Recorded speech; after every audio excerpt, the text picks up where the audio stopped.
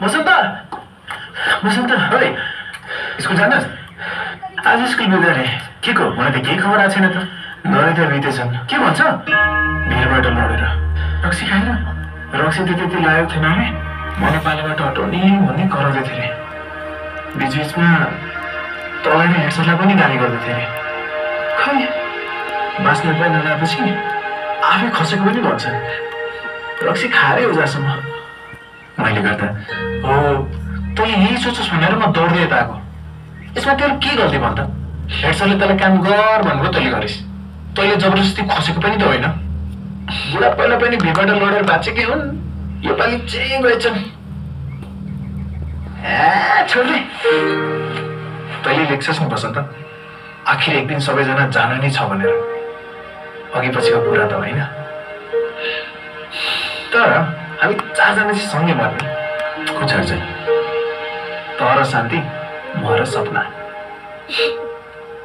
अब तर शान्ति चाहिँ धेरै बचाऊ तिमीहरूले के गर्छौ हाम्रो कयक तिमीहरूलाई लाओस् जे पनि बोल्छ कुकुर विगत धेरै वर्षदेखि यस विद्यालयमा कार्यरत अत्यन्त फुर्तिलो सरल र सहयोगी हाम्रो पाले दाई नरबहादुरको आज बिहान भिरबाट खसेर असामयिक निधन भएकोले उनको आत्माको शान्तिका लागि हामीले 1 मिनेट मौन धारणा गरेर विद्यालय आज बन्द गर्नेछौँ। म 1 2 3 सुरु भन्छु र सबैले शिर निहुराएर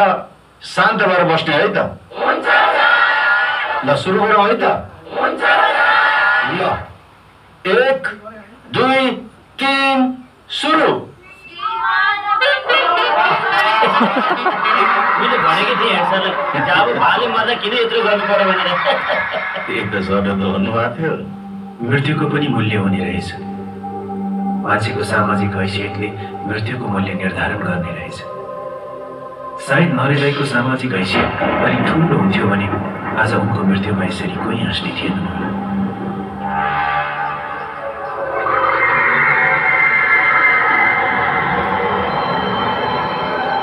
साँच्चै म मरे भने मेरो मृत्युको मूल्य कति हुन्छ होला है? महँगो आँसु होला कि हाँसो होला सस्तो नरेदाईको जस्तो।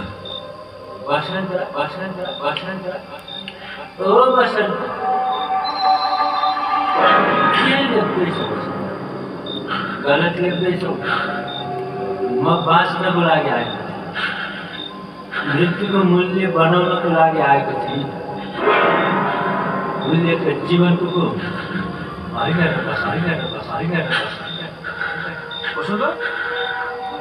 बसन्त के हो?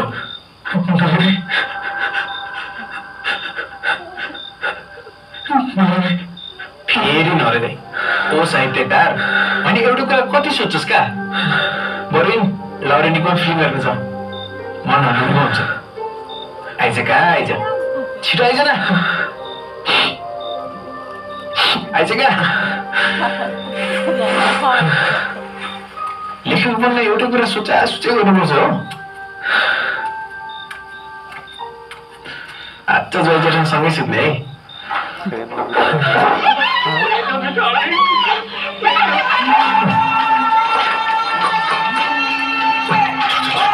के छ लरेन बाबु? होइन है प्रेम बाबु कति हेर्नु चाहिँ तिमी पनि पढ्नु पर्दैन र। प्रेमलाई पनि हिरो बनिएर क्या राजा जमल जस्तै त्यही माथि नामको बिचमा के हो आर भनेको कसरी जन्म त नि जान लरे दाइ त पल्टनी हुने जस्तो हुन्छ।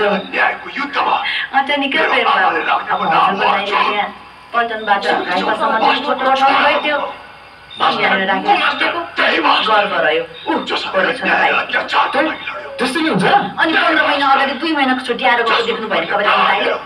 मलाई त इजाजले हामीलाई सबै हेर्छ।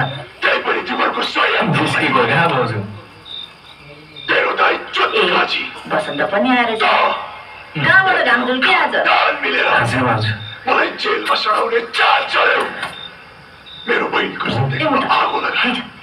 किन तान्छे तेरो बाजेले? तर तपाईँको कठोर आज दुधको दुध पानीको पानी भइसकेको छ। ठुलो भएर बुझिसक्यो तेरो कामी तपाईँलाई घरभित्र लिनु हुँदैन भने तेरो खाता ल बसन्त त्यहीँ बसेर यसो हेर अब भित्र आउनु भन्नु के अरे अनि नि हुने के होइन के भाउजू त्यसो भए आफ्नो घरभित्र लगेर देखाउनु नि भन्नुहुन्छ न त तपाईँ घरमा हामी मगर बुला जान दिँदैन अब कामी तपाईँले के खान्छ आफ्नो घर बनाएपछि लैजान्छु नि त्यो भाउजू त्यो त मेरो भाउको घर पर्छ हेरौला हेर्नु होला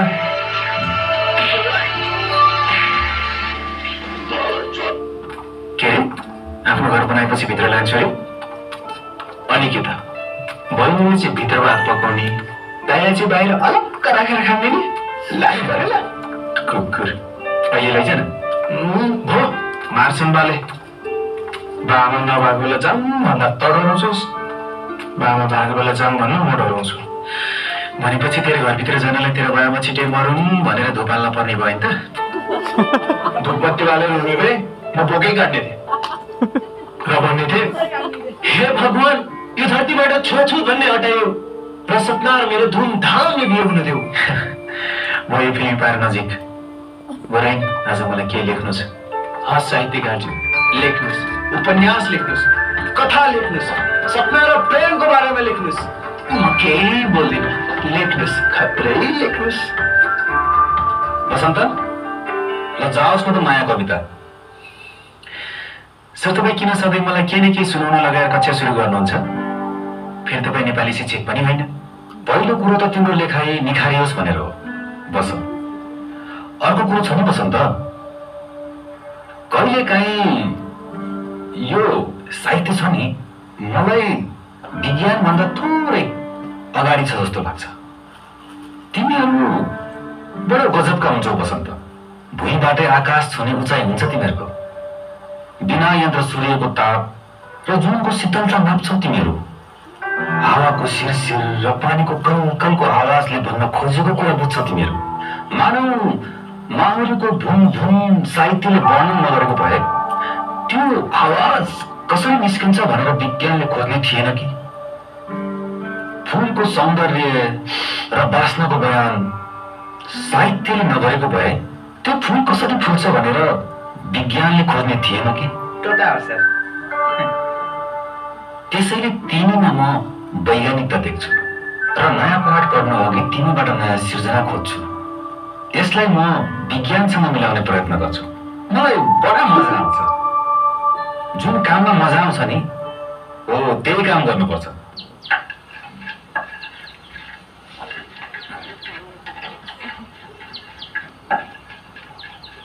के खोजेको रामा उनको भाँडो खाना कि छोरो लो यही चाहिँ आँखा देख्न पनि छोड्नु भयो क्या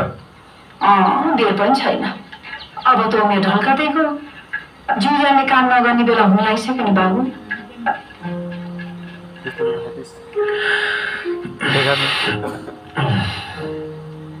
हुन त भगवानको काममा नपरोस् तर कुनै दिन पुरै आँखा नदेख्ने भयो भने के गर्छस् दुःखबाट धेरै पैसा कमाउँछु अनि एउटा राम्रो अस्पतालमा लगेर तपाईँको उपचार गर्छु त्यति गर्दा नि भएन भने हजुरलाई कहिले पनि छोड्दिनँ अनि आमा यो यस्तो छ यो उस्तो छ भनेर हजुरको आफ्नै आँखाले देखे जस्तो पारेर संसार घुमाउँछु यति माया चास कति भाग्यमानी छु कहाँ म त आमा है हुन त हजुरको भगवानको काम हुन परोस् तर कुनै दिन म आँखा नदेख्ने भयो भने क्या नहुन्छ नि मेरो आँखा दिन्छु मैले भन्ने जीवन भोगिसक्नु मैले देख्ने संसार देखिसकेँ अब मलाई किन चाहियो र आँखा म लेखक बनेको मेरो किताब छापेको मेरो सुख दुःख हेर्नुहुन्न छोराछोरीको सुख दुःख आमा बाबा त्यस्तै थाहा पाउँछन् आँखाले हेर्नै पर्दैन त मबाट पलाएको एउटा हाँगो त होस् नि हाँगोको कुरा रुखलाई थाहा हुन्न बाबु तँलाई दुख्दा मलाई दुख्छ त आस्था मैले संसारै उज्यालो देख्छु तेरो बाउले छोडेर गएदेखि तैँलाई हेरेर त काटेन यत्रो निराश अर्को बिहे गरौँ महिला जस्तो मन भएन आमा यो मन भन्ने कुरो बाँधी नि फुकाए फुकिने रहेछ तेरो बाउले बाँधेर गएको मन अरूसँग पुगेन एकातिर तेरो बाउको सम्झना अर्कोतिर भरभराउँदो आगो जस्तो त त्यही माथि खाना लाउनको दुःख कोसिससँग बिहे गरौँ माया लाउँ भनेर सोची त ध्यान गर्नु भयो र म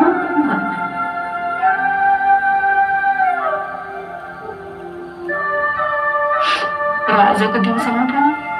राति बाहिर खसक्क गर्दैन धेरै बवाई छेलाउँछ होइन मरेर जान्ने भन्दा हराएर जान्ने दुःख दिँदो रहेछन् बाबु जथाले ढुलो भन्ने बोल्छु मानिसहरू हराएर जाने मान्छेलाई कठै फलानु हरायो भन्छ तर हराएर जानेलाई भन्दा पर्खेर बस्नेले दुःख हुने रहेछ कठै त पर्खेर बस्नेलाई पो भन्न पर्ने रहेछ कठै मेरी आमा